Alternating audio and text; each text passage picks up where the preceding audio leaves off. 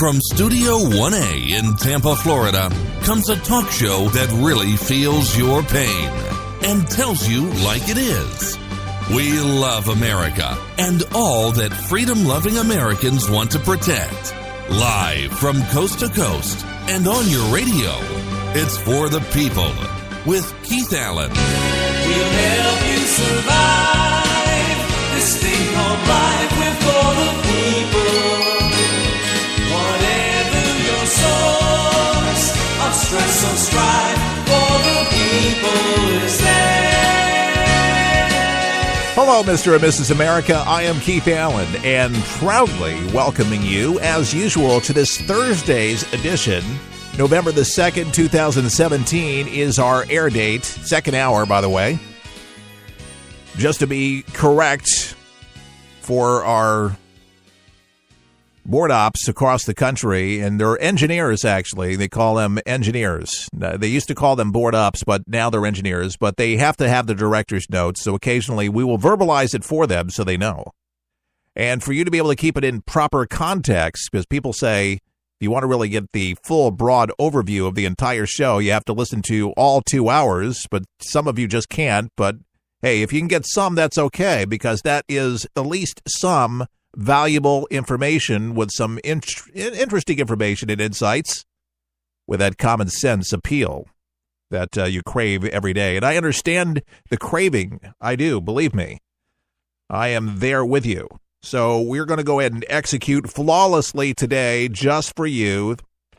In New York City, Jeff Sessions went ahead and laid it out a little bit, what we must do, what we can do to prosecute these people that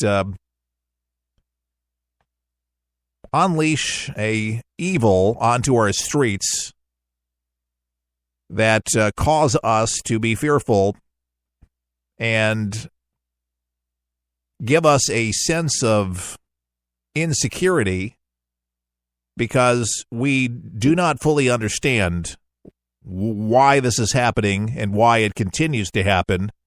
And our Attorney General, I thought, was very passionate about some of his ideas this morning. So here he is. This week's deadly incident, the deadliest attack in New York since 9/11, is another reminder of the dangerous threats we face from radical Islamic terrorism and the kind of threats we're seeing nationwide. New Yorkers know firsthand that terrorists want nothing more than take away our most basic rights, the right to be safe, the most fundamental right. They aim to diminish our freedom and to constrict our lifestyles. And if it weren't for our troops, our intelligence community, and our law enforcement, the terrorists would be succeeding. Since 9/11, the Department of Justice has made fighting terrorism its top priority. Our goal is not to just catch terrorists, but to prevent them from striking us. That was the entire discussion after 9/11 in the Judiciary Committee and the Armed Services Committee, both of which I was a member. And that's what we talked about, and we do not want to forget that principle. And this fight against terrorism, we have gotten results. We have made progress. People in this room and around the country have made us safer. 3 days a week I meet with the FBI, and we talk about terrorism and threats to our countries. That's the focus of it, the classified briefing.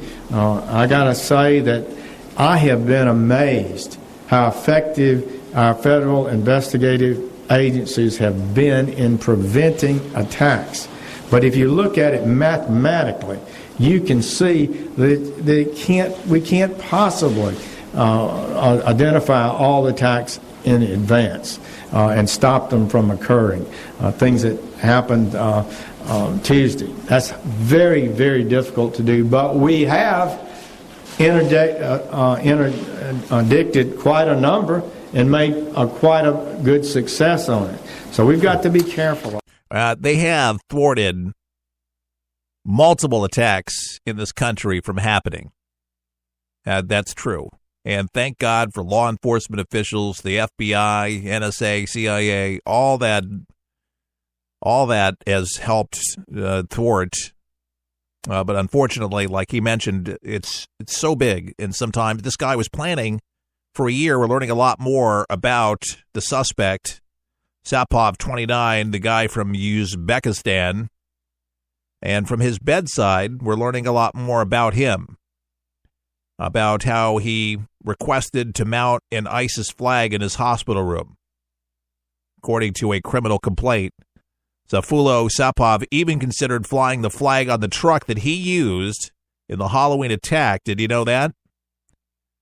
And the date that he picked because he figured more people would be on the streets, according to the federal complaint filed yesterday, according to USA Today. The stunning details coming from a Bellevue hospital bedside interview with a suspect who was shot in the abdomen by a police officer at the scene.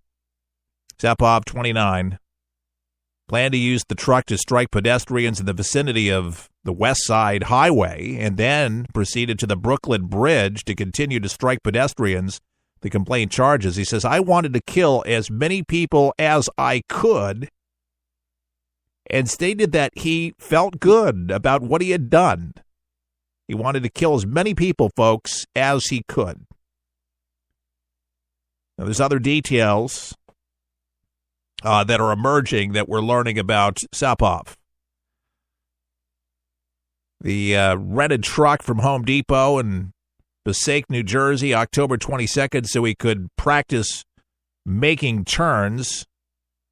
So he had a dry run. He decided not to display the ISIS flag on the truck to avoid detection, so that's why he decided not to do that. And another note, he was inspired to carry out the assault by ISIS videos that he had watched on his cell phone, which he had about 90 videos, along with 3,800 images that appeared to be ISIS-related propaganda. Killings, ISIS chopping heads off, mowing down people, strangulation, everything that you could imagine. These were the images that he was being radicalized with. It's working. It's working. The propaganda works. And as you can see, it only takes one. It only takes one to be, and we got to shut these videos down. How does this material skate on by? It was on his cell phone. Was it on his video game? Could somebody answer this question for me, please? There are plenty of very qualified programmers that have solutions that could be proposed, and this is one way that they could shut some of this crap down and start eliminating some of this, because images are very, very powerful. Now, New Jersey, apparently, where this guy was in Patterson, is a haven for the Muslim population and a reputation as welcoming home for immigrants of some 50 nationalities. The New Jersey city of Patterson was the perfect place for the suspect, according to experts. He could blend in. One of the largest Muslim populations in the United States, seriously, Patterson, New Jersey, estimated by community leaders, from what I understand here, and verifying the numbers as we speak on the computer, 25,000 and 30,000 people. The city of nearly 150,000 boasts more than half a dozen mosques and many Middle Eastern and other ethnic restaurants. Seriously, 25,000, 30,000 people, the city nearly 150,000 boasts more than half a dozen mosques. I mean, that's a lot of Muslims, folks. Now, I always have to say this because I feel it's needed. And we have Muslims that listen to this broadcast, that call, write in, email, social media, and all. Luckily, that a lot of these Muslims, lots of those, and I would like to say most of them, are peaceful. And I say it is up to their community to police when they know they have somebody on their hands that will do this. And they have to keep their ears open. And if they don't say something, do something, then they're guilty. They have blood on their hands. And I don't think some of them want that. or need that. There are Muslims here in Tampa Bay that have been outspoken on television saying that it broke their hearts. They said, this is not the kind of Islam that pointing to himself and his family, we celebrate, participate in. This is not what we do. And that was good to hear from another Muslim to say this. More people need to be outspoken about this. Some of the big Muslim groups need to stand out and say something about it. Unfortunately, you don't hear too much saying about it. However, ABC has been ridiculed enormously for that very reason. You haven't heard about it? You know that I hear about everything. Well, there's not too many things that don't come across my desk or emails or through research, but ABC News decides that they want to do a piece ridiculing Donald Trump for turning it into politics. Look, there's some things that just have to be said. And like I've said on the first hour, if you cover that, sometimes the truth hurts. Sometimes you have to say what it is. And if you have to be in the elephant in the room and you have to call it, we have to police the Muslim communities. We have to know where these people are coming from. This is where they're residing. If you know you have a criminal, if you know that criminals are being radicalized, if you know that they're being harbored, why wouldn't it be that we want to identify it and we want to police it? Why wouldn't we want to do this? But NBC, these people, they don't care. They don't care. NBC story on backlash against American Muslims stirs outrage. That's the headline. The NBC story suggests that Muslim Americans were fearing a possible backlash against their community because the suspect, identified by authorities as Afulo Sapov, an immigrant from Uzbekistan, shared their faith. But critics posting on social media denied the network derided the network for focusing on the unsubstantiated idea rather than on those killed or injured in the attack. He says maybe we should focus on those who were brutally murdered, that a backlash you hope manifest. NRA spokeswoman and author Dana Loesch wrote on Twitter, maybe we should focus on those who were brutally murdered than a backlash. Yeah. The opinion wasn't shared by others who read the article. Instead of the story being a piece on the innocence of the incident that took place in Manhattan, and the media just covering the who, what, why, and where, to turn this into a political fiasco for Trump, for immigration, et cetera, et cetera. But it has everything to do with why this guy was allowed to get through our system, through a lottery, which was, again, identified quickly. And, of course, the mainstream media, they don't get it. And Trump got it. Again, clearly. Our Attorney General clearly gets it. Most Republicans understand it. Even John McCain gets it. John McCain, the Maverick, so he agrees with Donald Trump, especially in locking this SOB up in Gitmo. That's where he belongs. But NBC never ceases to amaze me.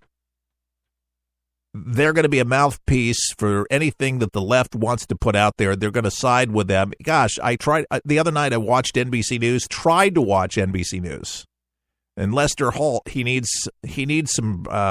What does he need? It was very disturbing.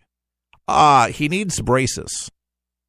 He needs braces. Seriously, you're on national television. Hey, listen, John McCain, when he was running for president, I called his office just as a critique, and I told him he needs to brighten up his teeth next to Barack Obama because Barack had a nice set of pearly whites. Well, listen, I told him straight up. I said, you got to do it. They were dingy, really, and they were whitened up just like that and was shiny. I just, I try to help people, try to give them big words. Lester Holt needs an alignment. They're all out of whack, and it's very disturbing. His teeth are all twisted.